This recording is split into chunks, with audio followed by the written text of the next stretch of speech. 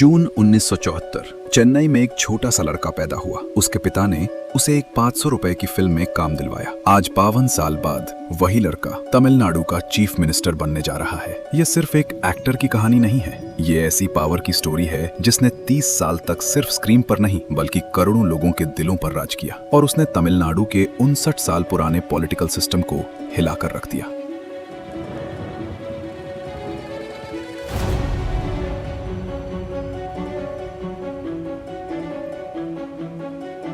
चेन्नई 1974 एक middle class घर जहां सिनेमा सिर्फ एंटरटेनमेंट नहीं बल्कि जिंदगी जीने का तरीका था। पिता ए.से. चंद्रशेखर एक डायरेक्टर थे। माँ शोभा चंद्रशेखर एक प्लेबैक सिंगर थी। सुबह से रात तक स्क्रिप्ट्स, रील्स और म्यूजिक का माहौल रहता था। इसी घर में एक लड़का पैदा हुआ। नाम रखा गया जोसेफ विजय चंद्रा से। दुनिया उसे पहले विजय के नाम से जानने लगी, फिर एक दिन थलापति के नाम से पहचानने लगी। पिता चाहते थे कि बेटा डॉक्टर बने, लेकिन विजय की आंखें हमेशा सिनेमा स्क्रीन पर टिकी रहती थी। स्कूल से आते ही वो सीधे फिल्म सेट्स पर चला जाता, एक्टर्स को ध्यान से देखता एंड डायरेक्टर्स को ऑब्जर्व करता। 1984 विजय सिर्फ 10 साल का था। पिता की फिल्म वेत्री में उसे छोटा सा रोल मिला। पहली सैलरी सिर्फ 500 रुपए थी। उसी 500 रुपए से एक ऐसा करियर शुरू हुआ जिसने 40 सालों में तमिल सिनेमा का इतिहास बदल दिया और साथ ही तमिलनाडु की तकदीर भी बदल दी। 1992 में 18 साल की उम्र में पिता ने उसे लीड एक्टर बना दिया। फिल्म थी नलैया थीरपुर। फिल्म कमर्शियली फ्लॉप रही, लेकिन विजय का इरादा नहीं टूटा। वो जानता था नाकामी सिर्फ एक कदम है,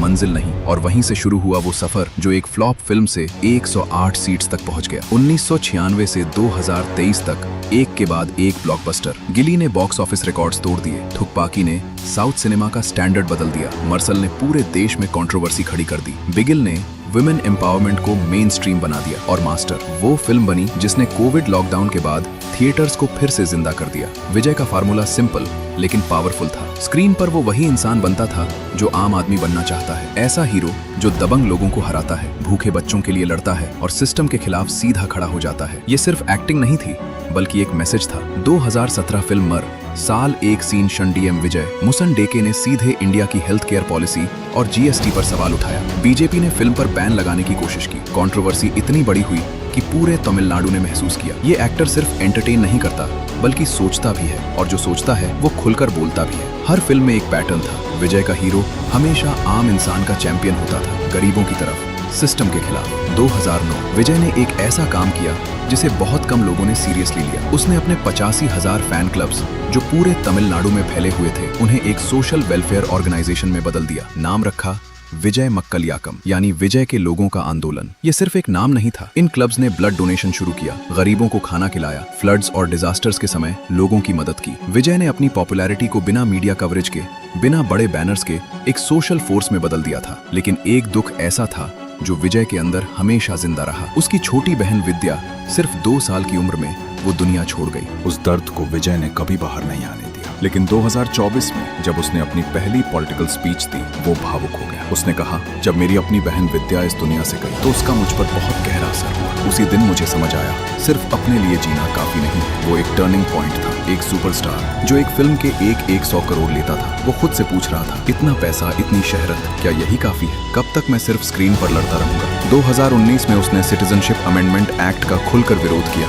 2023 में उसने एक बड़े इवेंट में सरकार पर सीधा निशाना साधा। अब विजय की पॉलिटिकल सोच छिप नहीं सकती थी। फिर आया 2024 और विजय ने वो फैसला लिया जिसने पूरी दुनिया को हैरान कर दिया। 2 फरवरी 2024 चेन्नई, एक प्रेस कॉन्फ्रेंस जिसे दुनिया हमेशा याद रखेगी। विजय ने माइक उठाया और फिर कहा, मैं अपनी पॉलिटिकल पार्टी अनाउंस कर रहा हूँ, तमिलगा वितित्री कारगम, यानी जीत की पार्टी, तमिलनाडु की पार्टी।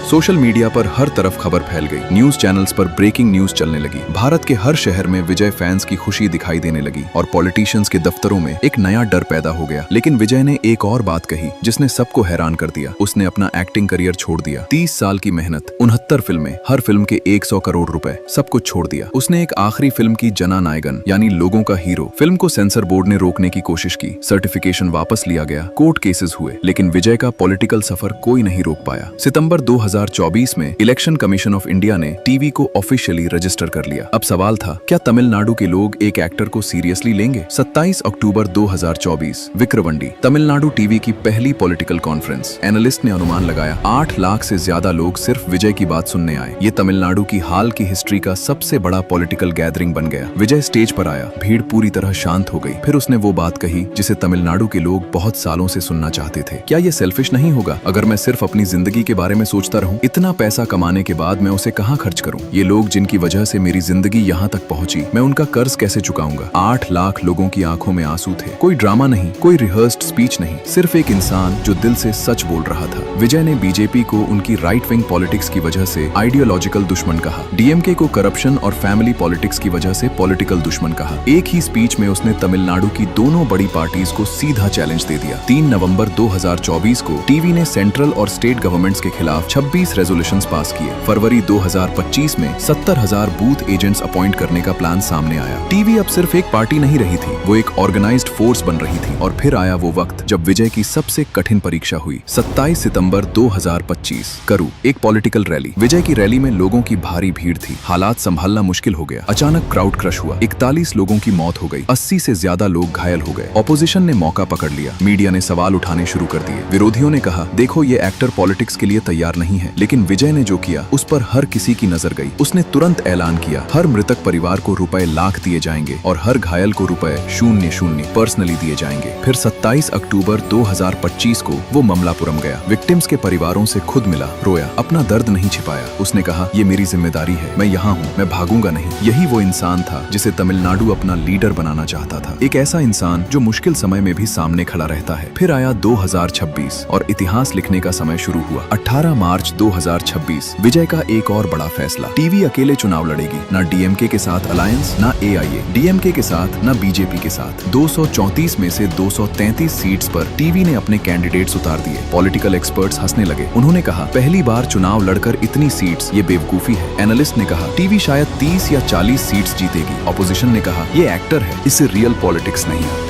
लेकिन विजय के पास एक सीक्रेट वेपन था जिसका किसी ने अंदाजा नहीं लगाया था। उसके 85,000 फैन क्लब्स, तमिलनाडु के हर गांव, हर मोहल्ले में। ये फैन क्लब सालों से गरीबों की मदद कर रहे थे। लोग उन पर भरोसा करते थे। 30 मार्च 2026 को विजय ने पेराम्बूर कॉन्स्टिट्यूएंसी से नॉमिनेशन फाइल किया और फिर शुरू हुआ वो कैंपेन जो तमिलनाडु ने पहले कभी नहीं देखा था। हर रैली में लाखों लोगों की भीड़ उमड़ने लगी। सोशल मीडिया पर टीवी का डिजिटल कैंपेन एक ग्लोबल फिनोमिनन बन गया। 23 अप्रैल 2026 वोटिंग डे। तमिलनाडु में 85.1% वोटिंग हुई। इतिहास का सबसे बड़ा वोटर टर्नआउट रिकॉर्ड बन गया। लोग वोट देने ऐसे निकले जैसे पहले कभी नहीं निकले थे। पहली बार वोट करने वाले युवाओं की संख्या ने हर एनालिस्ट को हैरान कर दिया। 4 मई 2026 काउंटिंग डे। पूरी दुनिया की नजर तमिलनाडु पर थी। सुबह से रिजल्ट्स आने लगे। टीवी जो सिर्फ 2 साल पहले बनी थी, एक के बाद एक सीट जीतती जा रही थी। डीएमके के चीफ मिनिस्टर एमके स्टालिन अपनी खुद की कोलाथुर सीट हार गए। एआईए डीएमके भी बहुत पीछे रह गए। फिर आया आखिरी रिजल्ट। पूरी दुनिया सांस रोक कर बैठी थी। टीवी के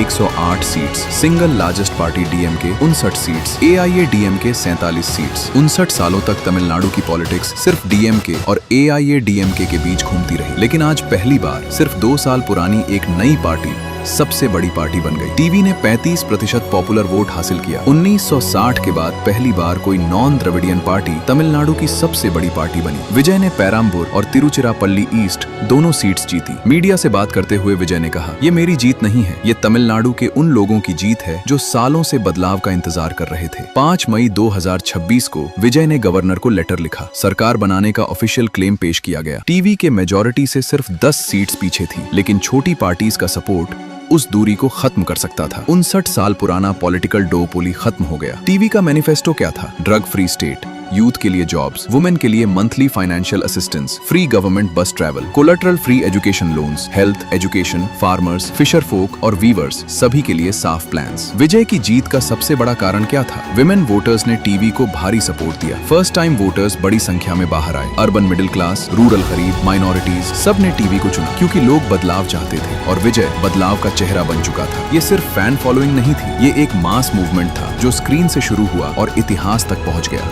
1984 में एक लड़के ने 500 रुपए में अपनी पहली फिल्म की। 1992 में उसकी पहली लीड फिल्म फ्लॉप हो गई, लेकिन वो नहीं रुका। 2009 में उसने 85,000 रुपए फैन क्लब्स को सोशल फोर्स में बदल दिया। 2004 में उसने 100 करोड़ पर फिल्म की सैलरी छोड़ दी। 2026 में उसने तमिलनाडु का 59 साल पुराना पॉलिटिकल सिस्टम बदल दिया। एक ऐसा इंसान जिसने 500 रुपए से शुरुआत की, जिसने बचपन में अपनी छोटी बहन को खो दिया, जिसने सालों तक स्क्रीन पर करोड़ों लोगों का दर्द जिया और फिर एक दिन फैसला किया कि स्क्रीन के बाहर असली जिंदगी में बदलाव लाना ज्यादा जरूरी है। थलापति विजय कमांडर लोगों का हीरो, तमिलनाडु का नया दौर। अगर ये स्टोरी आपको इंस्पायर करती है तो वीडियो को लाइक करें और चैनल को सब्सक्राइब करें। कमेंट में जरूर बताएं क्या आपको लगता है कि विजय एक अच्छा चीफ मिनिस्टर बनेगा और अगली डॉक्यूमेंट्री किस पर होनी चाहिए।